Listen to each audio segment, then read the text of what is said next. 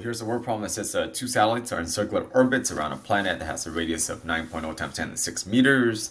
It says one satellite has a mass of 68 kilogram, and its orbital radius is 7.0 times 10 to the 7 meters, and it has an orbital speed of 4,800 meters per second.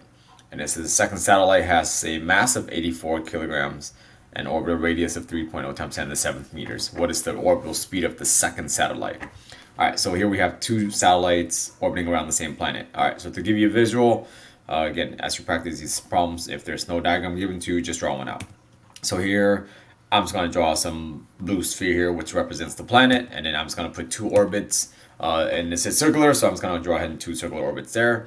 The first orbit given to us is 7.0 times 10 to the 7th, which is greater than 3.0 times 10 to the 7th, just in case you have a difficult time keeping up here.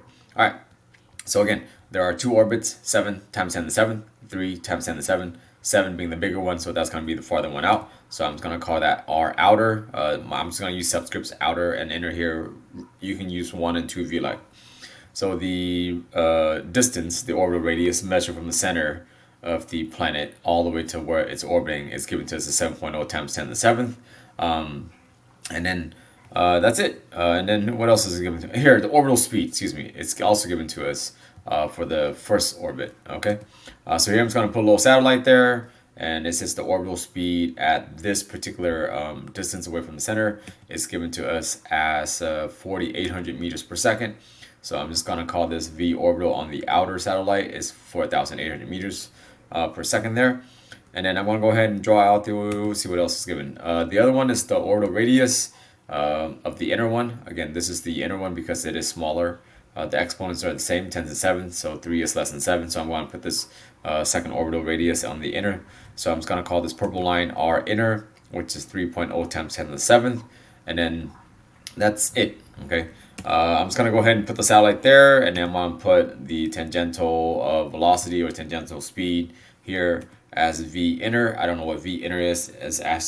Well, as a matter of fact, that's what I'm asked to find, because the question states that what is the orbital speed of the second satellite being the satellite on the inner orbit. Okay, so I don't know what V inner is. That's what I'm asked to find.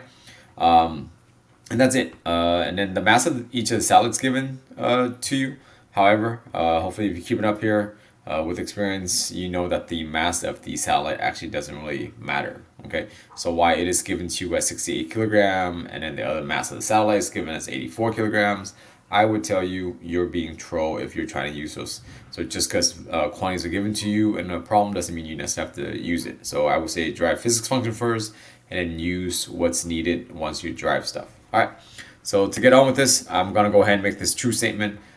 This is two satellites orbiting in circular orbits around some sort of planet. So I know as an orbit moves in a circular path, there is a centripetal force acting on it, and that centripetal force is due to the force of attraction between the satellite and the planet. So here, I'm just going to make a statement. The centripetal force is indeed the gravitational force of attraction between the satellite and the planet that's orbiting around. So I'm just going to go ahead and break it up. Fc by definition is mv squared over r. Here, the mass on the left side is the mass of the orbiting object, okay, not the mass of the planet. So keep that in mind as you practice. F of c is for the object that is moving. In this case, the planet is the stationary object. The satellite is the mass that is in motion in orbit. All right. Here on the right side, f of g by definition is just capital G, the universal constant, times the mass of the planet times the mass of the orbiting object divided by r squared. And other than that, I'm just going to go ahead and cancel the mass of the orbit out. So as I stated earlier, while you are given two masses of these two different satellites, 68 kilograms and 84, you actually don't need them, okay? Because as you can see my work here, mass of the orbiting object cancels out. So I'm also going to cancel out the r here, and then I notice there's one r on the left side, but there's an r squared on the right side, and both these r's are the same for this particular problem. So I'm going to cancel r and then the square term here on the right side. I still have an r on the right side on the bottom. Okay, this is r squared, so I'm only going to cancel one of the r's. So I'm just going to cancel the square term out there. So from that, I can say that v orbit is just the universal constant times the mass of the planet divided by r. And I do want to point out r here is not the radius of the planet, okay? It is the distance from the center of the planet to where the orbiting object is. It's a common misconception that folks might just plug in r being the radius of the planet, and that's a big no-no, okay? So hopefully you heard me there. R is not necessarily the radius of the planet. It is the distance from center of the planet to where the orbiting object is, okay? All right, so other than that, let's go ahead and crack this out. So to find v, essentially this particular question asks us to find the orbital speed. So to find v, you would square root both sides. Just get rid of the square there on the v side on the left. So what you do on one side, you do to the other. So the expression generically for the orbital speed is just big G times the mass of the planet, whatever planet, and then the distance away from the center of the planet. Okay. So now I have that expression, generic expression here. I can try to apply it to find the orbital speed of the second satellite. So here, I'm just going to go ahead and use the same function. Again, I just derive a function for v orbit. Now I'm just going to use it.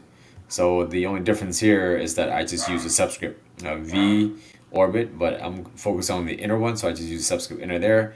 And once again, g, m planet, and then you notice r instead of r vaguely or generically, I just put r inner so it keeps your attention focused on what it is that you're trying to find. So here, I'm just going to plug values in. Capital G is given to us as 6.67 times 10 negative 11. I left out the units here for G just because it is Newton's, what is it? Newton's meter squares, kilogram square. So that's a bit much to the right, so I'm just going to leave that out. And then M planet here is just highlighted because I don't know what the mass of the planet is. You know, it's not given to me. I do know the distance for the inner orbit, which is given as 3.0 times 10 to the 7th. 1, I drew it in the diagram. 2 is in the wording here in the third line here, right? It says the orbital radius is 3.0 times 10 to the 7th. So I have a bunch of information already. The only thing that's really kind of keeping me back here is the mass of the planet. I don't know what the mass of the planet is, but I've already used the information given to me in the inner orbit. Now I can just use the information in the outer orbit and find the mass of the planet. Okay, so generically v squared is equal to gm planet over r. So really I'm just going to apply that. I'm going to carry this down here. So I'm just going to set v outer square equals gm planet, and then r here is our outer. So in case you're not keeping up, so just keep your information consistent. So if you're using the outer planet, or excuse me, the outer satellite, just make sure you use the distance from center to that particular orbit. Okay, all right. So other than that, I'm just going to go ahead and solve for m planet by multiplying both sides by r, dividing both sides by capital G. So m planet is simply v orbit square times the distance from center to where that orbit is specifically, divided by g. So here I have everything. V for the outer orbit is given to me as 4,800 meters per second. I want to square that term. And then the r for the outer orbit is given as 7.0 times 10 to the 7th. Okay, so make sure as you practice, sort out your r's. You know, sometimes you're given multiple r's. This r here is r outer. Okay, and then g, once again, is given to us, and this is the unit here if you are keeping up. The units naturally will cancel out if you're doing your physics right. So if you simplify all this in your calculator, you should get a value of about 2.418 times 10 to 25th kilograms, and that's the mass of the planet. Well, once you know the mass of the planet, you can just plug it back into the statement on the left side in purple. Okay, so I'm just going to highlight that. The mass of the planet was what's holding us back, but using the information given to us for the outer orbit allows us to find the mass of the planet. Now that I found it, I can just go ahead and plug that back in. So if you plug in 2.418 times 10 to the 25th kilogram for the mass of the planet here, and then simplify this calculator work, you should get a value of 7,332 meters per second, and that is your orbital speed. Okay, so that's that. Now there's a second approach which I like a lot better. Okay, and it has to do just recognizing what you can do with these particular functions. Okay, so I'm just going to start fresh here. I kept everything the same here. Everything's labeled for you as in the previous slide. I kept everything that I've already done. So you notice here in my statement again, I have v squared is equal to g, which is a constant. The mass of the planet is a constant. And then here's r. Okay, r in this case is not a constant because you have two different orbits. So I'm going to go ahead and solve for gm planet because g is a universal constant. The mass of the planet is a constant. So I can solve for gm because those are constants by simply multiplying both sides by r. So v squared times the radius of the orbit equals to gm. Well, now I can just apply this function twice because generically v squared times r, but which v, which r? Well, just be consistent. Like I said earlier, if you're going to use the speed of the inner orbit, then you would have to use the r of the inner orbit. Okay, so here I'm just going to apply this function twice, one for the inner orbit, one for the outer orbit. So in purple here, I have v squared times r squared, and excuse me, v squared times r, not r squared. Both of these subscripts are inner, as you can see, and that equals to gm planet. Well, gm planet, once again, is just a constant. So I'm going to do the same little trick here on the right side. I want to do v squared for the outer times r of the outer equals to gm planet.